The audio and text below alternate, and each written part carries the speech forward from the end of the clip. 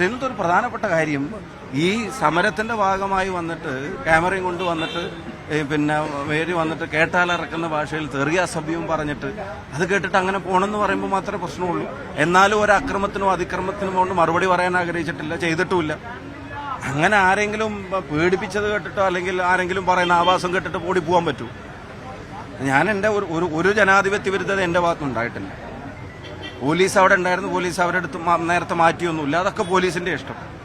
ഞങ്ങൾക്കിപ്പോൾ വടകര അങ്ങാടി കൂടെ പോകാൻ അല്ലെങ്കിൽ വടകര അങ്ങാടി കൂടെ നടക്കാൻ ആരുടെയും സ്പെഷ്യൽ പെർമിഷൻ്റെ ഒന്നും ആവശ്യമില്ല, സ്പെഷ്യൽ സാങ്ഷൻ്റെ ഒന്നും ആവശ്യമില്ല. ജനങ്ങൾ വോട്ട് ചെയ്തും ജയിപ്പിച്ചിട്ടൊക്കെ തന്നെയാണ് ഞങ്ങളിവിടെ പൊതുപ്രവർത്തനം നടത്തുന്നത് നിലനിൽക്കുന്നത്. അപ്പോൾ അതുകൊണ്ട് അതിൻ്റെ ഒന്നും ആവശ്യമില്ല. ഞങ്ങൾക്ക് ഒരു അക്രമത്തിനും തിരിച്ച് അതിക്രമം കൊണ്ട് മറുപടിയില്ല.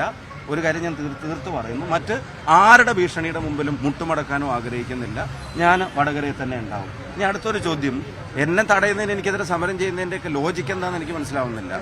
ഈ ലോജിക്ക് മുഖ്യമന്ത്രിയുടെ പേഴ്സണൽ സ്റ്റാഫിലുള്ള കാര്യങ്ങളുമായിട്ട് ബന്ധപ്പെട്ട് ശ്രീ പിണറായി വിജയന് ബാധകമാണോ? ഈ ലോജിക്ക് അവരുടെ പാർട്ടിയിലെ MLA-മാരുമായി ബന്ധപ്പെട്ട് അവർക്ക് ബാധകമാണോ? ഈ ലോജിക്ക് മന്ത്രിസഭയിലുള്ള അംഗങ്ങളുമായി ബന്ധപ്പെട്ട് അദ്ദേഹത്തിന് ബാധകമാണോ?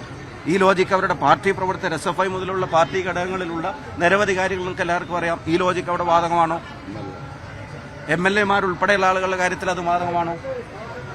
അപ്പൊ അതൊന്നും നോക്കാതെ ഇതൊരു രാഷ്ട്രീയ പ്രേരിതമായ ആയിക്കോട്ടെ, രാഷ്ട്രീയതാണെങ്കിൽ സമരം ചെയ്തോട്ടെ. അപ്പോഴും പറയുന്നു, ലോജിക്കിന്റെ ന്യായീകരണങ്ങളില്ലെങ്കിൽ പോലും സമരം ചെയ്യാനുള്ള ഒരു അവകാശത്തെയും ചോദ്യം ചെയ്യാൻ ആഗ്രഹിക്കുന്നില്ല. പ്രതിഷേധങ്ങൾ ഇനിയും ഉണ്ടായിക്കോട്ടെ.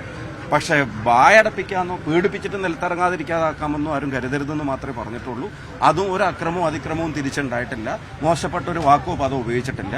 ഒരു കാര്യം തീർത്ത് പറയുന്നു, ആരുടെ മുമ്പിലും ഭയപ്പെട്ടിട്ട് വടകരയിലെ പൊതുപ്രവർത്തനത്തെ പുറകോട്ടടിക്കുമെന്ന് ആരും കരുതേണ്ടതില്ല. മുന്നോട്ട് തന്നെ പോകും.